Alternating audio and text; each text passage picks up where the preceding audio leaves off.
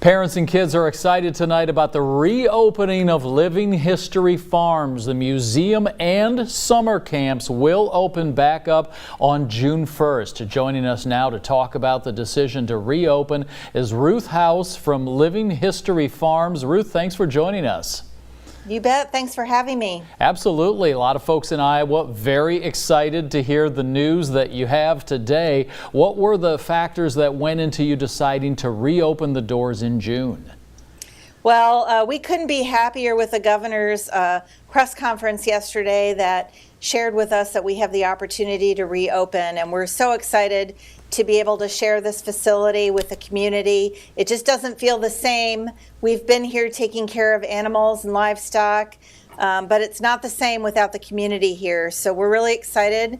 Some of the other factors that we took into consideration were all of the plans that we need to put in place for touring and safety measures to ensure a good visit for the community. The fact that we're outside also is very helpful. And the fact that we're on 500 acres, you can be socially distant at Living History Farms any day of the week here. Right. Yeah, it sounds like a very good space in which to do that. Is there anything that we're accustomed to doing at Living History Farms that we won't be able to do? Anything that'll be closed or severely restricted because of what we need to do in light of coronavirus? So there are several things that will change. The museum will not be exactly the same as it was before COVID. Some of the things you'll notice is more plexiglass. You'll notice our frontline staff will be wearing masks. And we are recommending that our guests do bring a mask if they are comfortable wearing one, and that they self-check their temperatures before they come to visit. We will operate at 50% capacity when we open, which means we won't have any more than 70 guests on the property at once. And instead of self-guiding their tour in any direction they want, we are going to rotate our guests between the west side, where the historic farms are, and the town side. We'll also have 3 tractor carts running continually to help with social distancing on our tractor carts. A lot of our hands-on activities have turned to demonstration only, which will be a little bit different. And you might see a little more rope and stanchion on historic sites than you typically would back in the day.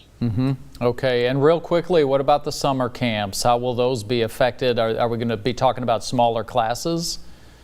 So we are an accredited camp through the American Camp Association. They have over 300 specific guidelines that we have to adhere to under normal conditions. And they just put out a field guide this week that incorporates a lot of the changes that we need to make related to COVID, such as taking temperatures for our campers before they attend camp when they're on the property. But a lot of the regulations and accommodations that we would have in place normally are things that we've been already doing. And we're just going to be doing a ton of disinfecting. One of our exhibit centers will be an additional indoor space for lunch in case of severe weather. But with everybody outside, the majority of the time, there was very little that we really needed to adjust in order for campers to have a positive experience, even with some of the new safety measures we have to put in place. Sounds good. Seems like some reasonable sacrifices to make to still be able to enjoy Living History Farms all this summer. Ruth House from Living History Farms, thanks so much for spending some time with us. We can't wait to see you. Come on out. We'll be there.